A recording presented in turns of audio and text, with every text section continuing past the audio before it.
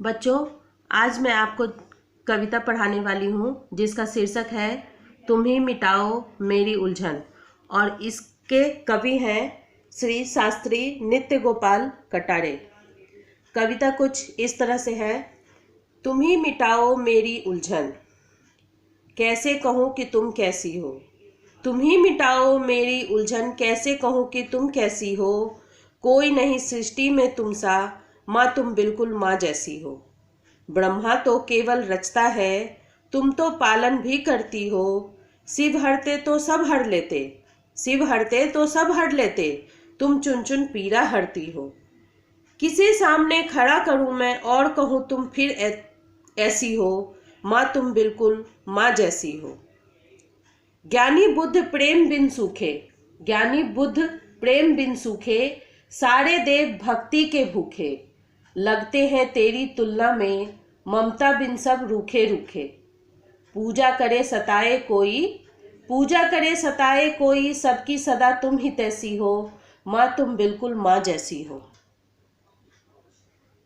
कितनी गहरी है अद्भुत सी, कितनी गहरी है अद्भुत सी तेरी यह करुणा की गागर। जाने क्यों छोटा लगता है तेरे आगे करुणा सागर।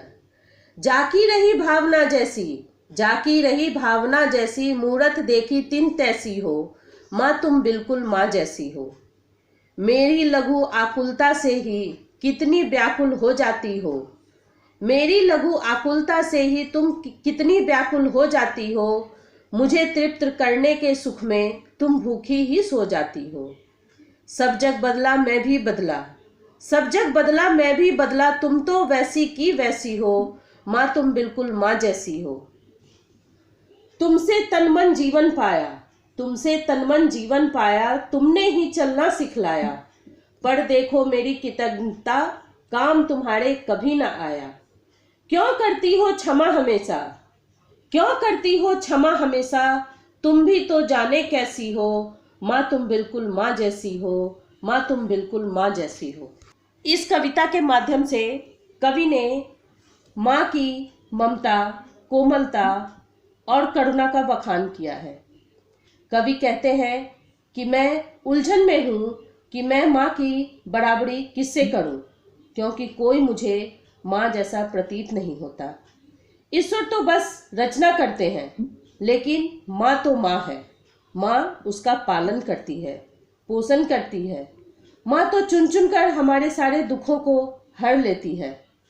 माँ को कोई सताए, कोई तंग करे तो भी माँ उसकी हितैषी ही बनी रहती है। माँ की करुणा और दया इतनी गहरी और बड़ी है कि उसके आगे सागर भी छोटा सा लगता है। माँ सबको तृप्त करते करते स्वयं भूखी ही रह जाती है, किंतु जिस तरह दुनिया बदल जाती है उसी तरह माँ का बच्चा भी बड़ा होते होते बदल जाता है। और जिस माँ से उसने चलना बोलना सब कुछ सीखा वह भी बदल जाता है और माँ के प्रति अपने कर्तव्यों और निष्ठा को भूल जाता है। किंतु माँ इतनी महान होती है कि वह फिर भी उसे क्षमा करती जाती है।